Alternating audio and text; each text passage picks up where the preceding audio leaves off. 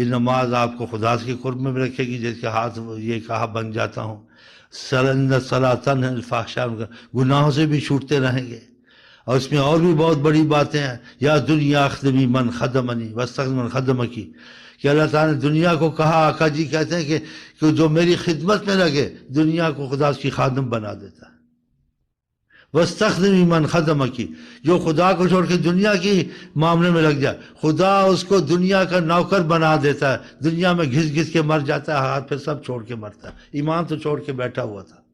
ہاں دیکھا، یبن آدم تفرغ لعبادتی، حدیث شریف آقا جی کہتے ہیں خدا کہہ رہا ہے تو میری محبت کے لیے فارغ ہو جا، مجھ سے محبت، عبادت خدا سے محبت ہوتی ہے۔ ملا تو صدروں کا غنا، تیرے سینے میں بے نیازی بھر دوں گا۔ ملا تو صدروں کا غنا وَإِن لَمْ تَفْعَلْ، اگر تو میری طرف راغب نہیں ہوگا، ملا تو صدروں کا فقراً، تیرے سینے میں بھوک اور حرص بھر دوں گا، یہ چاہیے وہ چاہیے، کام کرتے کرتے مر جائے گا۔ وَيَدَيْكَ شُغْلًا، تیرے ہاتھ کاموں میں رہیں گے اور تیرا دل فقر میں رہے گا، آخر میں تیرے ہاتھ میں کچھ نہیں آئے گا۔ جس کو خدا مل گیا، نبی مل گیا، اس کو سب کچھ مل گیا۔ اس میں تھوڑی سی جیسے صبر کی ضرورت ہے، ساری دنیا تم نے ساری عمر دنیا میں رہنا ہے، رزق میں بھی وسیع ہوگا سب، لیکن تھوڑی صبر کی، وَاسْتَعِینُوا بِالصَّبْرِ وَالصَّلَاةِ، کہ نماز بھی پڑھو اور صبر بھی کرو، کہ جلد بازی مت کرو۔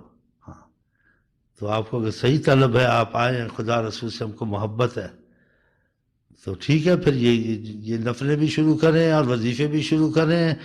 اور جو ایسے نہیں مطلب کے لیے تسبیح خور دل کا چور، تو تسبیح سے بچوں کسبی، تو پھر تمہاری مرضی ہے، میں یہی کہہ سکتا ہوں۔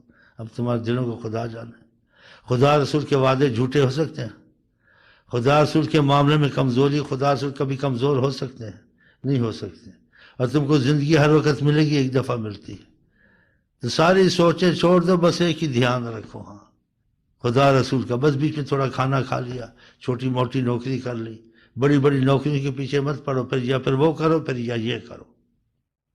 ہم خدا خواہی ہم دنیا دوں، ان خیال استو محال استو دوں، اگر تم خدا سنو گے دنیا خود تمہارے پاس آ جائے گی۔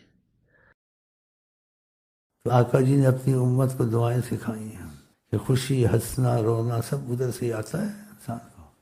وَأَنَّهُ هُوَ أَضْحَكَ وَأَبْكَىٰ، وہی ہنساتا ہے وہی رلاتا ہے۔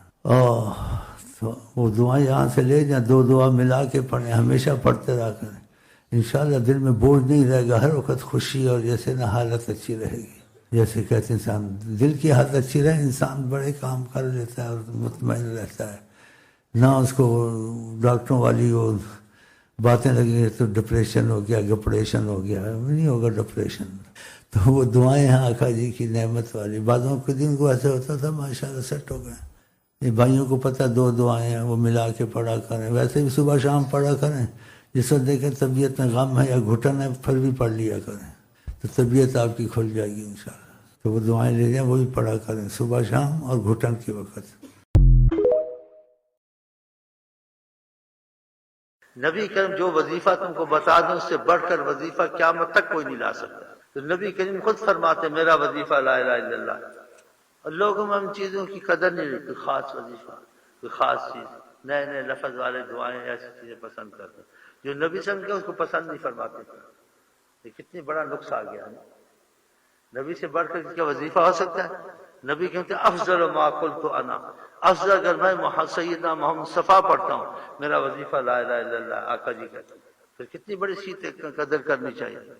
اور اسی لا الہ الا اللہ کو آقا جی کہتے ہیں، اللہ موسیٰ صاحب کو ساتوں زمین آسمان ایک طرف، لا الہ الا اللہ ایک طرف۔ انسان کبیرہ گناہ ہو، حد درجے کے نکلے ہو کبیرہ گناہ ہو، لا الہ الا اللہ پڑھتا ہے، اللہ کا غصہ ٹھنڈا ہو جاتا ہے۔